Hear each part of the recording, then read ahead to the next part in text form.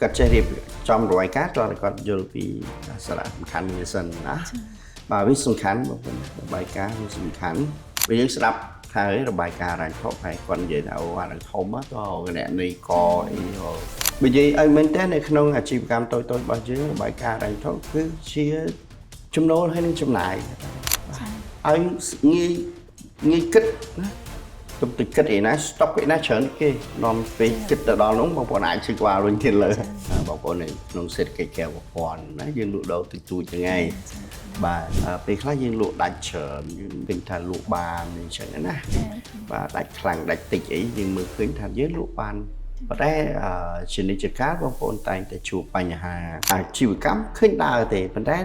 លុយស្ថានភាពលុយកាន់តែអស់ទៅហើយបំណុលកាន់តែច្រើនទៅពេលខ្លះ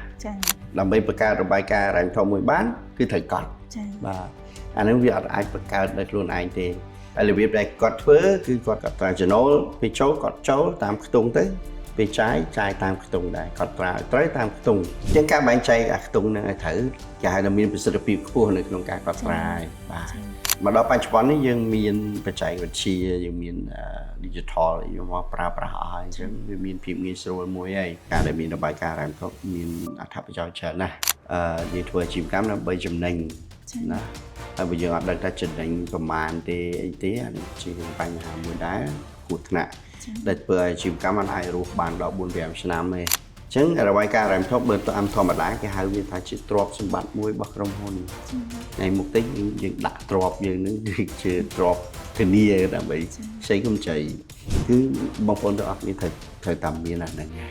អត់អាចទៅសុំទៅចប់ឧបត្ថម្ភគេមកអត់មានអីសោះអត់មានអីប្រាប់គេថាចំណេញខាតមានទៅមុខទៅក្រោយណានៃអត់មានផងអញ្ចឹងក៏ពិបាកណាអញ្ចឹងវាជាប់ពាក់ព័ន្ធគ្នាច្រើននៅក្នុងការដែលលើកទឹកចិត្តឲ្យបងប្អូនគេមានរបាយការណ៍រ៉ាញ់ថប់ណា